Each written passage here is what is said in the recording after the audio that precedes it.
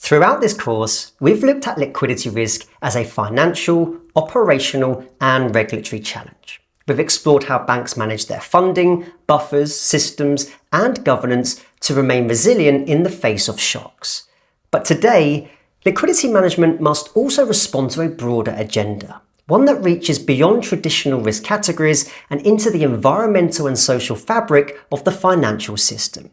In this session, we're going to explore how climate risk and environmental, social, and governance factors are beginning to shape the way liquidity is managed, assessed, and reported.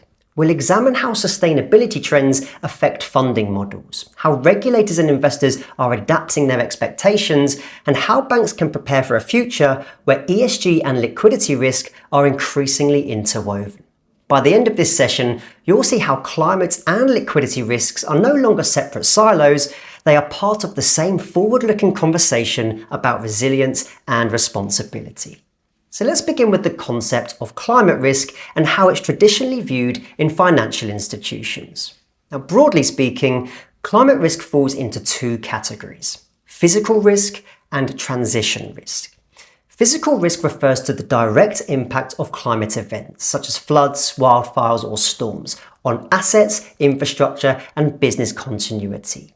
Transition risk refers to the indirect impact of shifting to a low-carbon economy, such as changes in policy, regulation, technology, or consumer preferences that affect the value or performance of assets.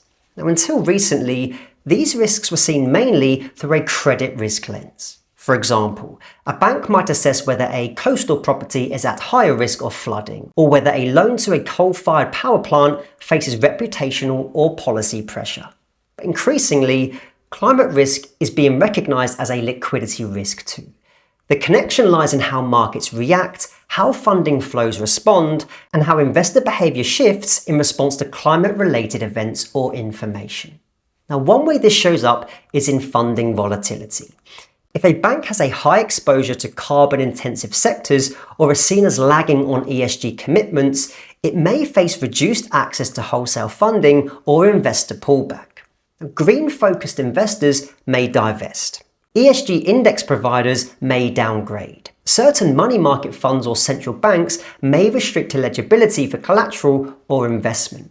All of these actions can create outflows or reduce funding capacity, introducing liquidity strain even when the bank's core credit position remains unchanged. Now, conversely, banks that demonstrate strong ESG credentials may benefit from cheaper and more stable funding. They may be able to issue green bonds at tighter spreads, access new investor pools, or benefit from preferential regulatory treatment. For example, the European Central Bank has begun integrating climate criteria into its asset purchase and collateral frameworks. The Bank of England is exploring similar approaches. Now, these developments are changing the economics of liquidity, where ESG performance increasingly affects funding cost, investor confidence, and regulatory access. Another connection between ESG and liquidity is the use of proceeds model. In recent years, many banks have begun issuing green, social, or sustainability-linked bonds. These instruments raise funds earmarked for projects that meet specific ESG criteria, such as renewable energy, affordable housing, or energy-efficient buildings. From a liquidity perspective, these bonds provide term funding that supports NSFR compliance. They may also be eligible as HQLA, depending on the jurisdiction and structure. But issuing ESG-labelled bonds comes with additional requirements.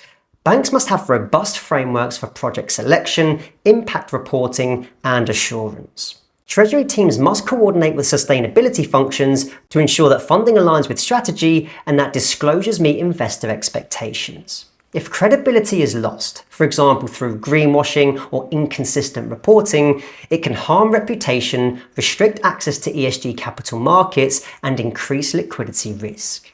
ESG factors are also beginning to shape counterparty and customer behaviour, which in turn affects liquidity flows. For example, corporate clients may shift their banking relationships to institutions that align more closely with their sustainability goals. Pension funds may impose ESG screening on their deposit placements or repo counterparties. Asset managers may require ESG scoring as part of their counterparty due diligence. Now, these behaviours can shift funding patterns and create new forms of liquidity concentration risk if not monitored. Now, on the regulatory side, climate-related expectations are accelerating. The Task Force on Climate-Related Financial Disclosures framework is being adopted globally as a baseline for reporting climate risk exposure, governance, strategy, and metrics. In the UK, the TCFD-aligned disclosures are mandatory for large banks, and the PRA has issued detailed guidance on how firms should embed climate risk into governance, risk management, and scenario analysis. Now, while current regulation doesn't prescribe specific liquidity treatments for climate risk, supervisory expectations are evolving. For example, the PRA's Climate Supervisory Statement, SS319, encourages firms to assess the materiality of climate risk across all risk types, including liquidity. This means firms should consider how climate-related events or transitions could affect funding markets, customer behaviour, buffer usability, or market access. Some supervisors have also begun conducting climate stress tests. The Bank of England's 2021 Climate Biennial Exploratory Scenario required participating firms to assess the financial impact of different climate pathways over a 30-year horizon. Now, while the focus was on credit and market risk, many firms used the exercise to explore potential liquidity implications, such as changes in deposit flows, asset liquidity, or funding spreads. In the EU, the ECB has launched similar initiatives with plans to expand the scope to include short-term market shocks. Now, looking ahead, we may see the development of climate-specific liquidity stress scenarios.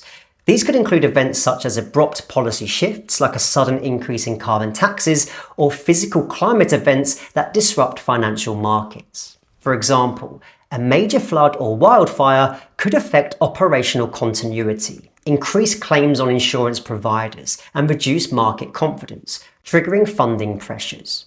Now, these scenarios require new data, new modelling techniques, and cross-functional collaboration between Treasury, risk, and sustainability teams. Another emerging concept is ESG-adjusted collateral frameworks. Central banks and clearinghouses are exploring whether to adjust eligibility or haircuts based on the climate risk of pledged assets. For instance, sovereign bonds from countries lagging in climate action could face higher haircuts, while green assets may receive preferential treatment. These changes could affect the usability of liquidity buffers and the availability of secured funding, making ESG performance a factor in day-to-day liquidity management. Internally, banks must begin to integrate ESG into liquidity governance and strategy. This includes assessing the ESG profile of funding sources, counterparties, and assets. It also means embedding sustainability into product design, transfer pricing, and funding allocation. Some firms are developing ESG-linked FTP curves where sustainable business lines receive lower internal funding charges or where liquidity premiums reflect ESG risk.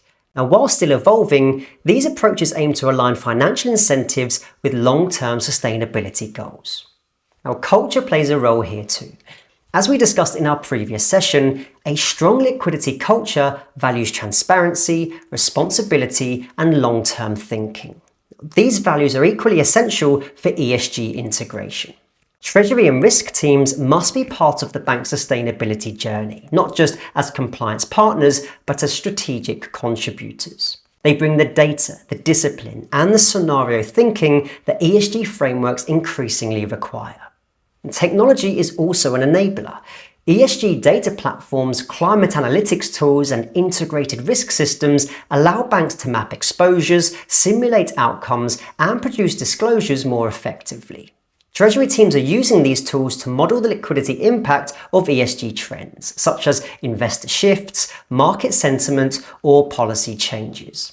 They are also using them to identify green funding opportunities and align reporting with global standards.